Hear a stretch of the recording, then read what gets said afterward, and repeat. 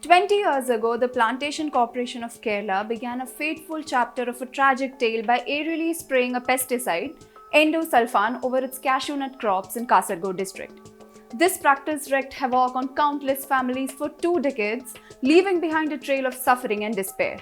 And now, revised guidelines by the Kerala government to identify victims of endosulfan exposure have added to the woes of many in Kasargod. The Kerala Health and Family Welfare Department's order of November 18 defines exposed individuals as those who lived in endosulfan affected places or had intrauterine exposure from January 1980 till October 2011.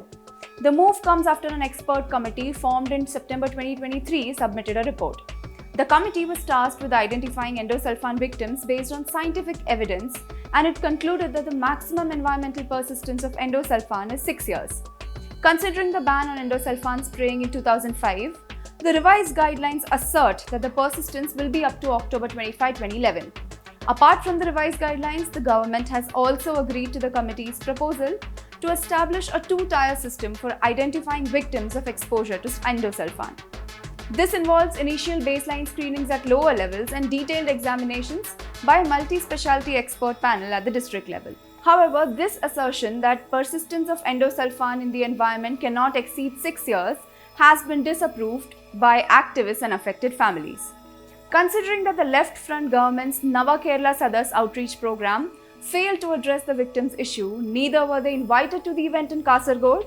Is the government deliberately ignoring their challenges? Although the state government had released welfare pensions of 6,603 endosulfan affected families which had been pending for the last 7 months, it has not disbursed salaries to 37 special educators and support staff in 10 model child rehabilitation centers.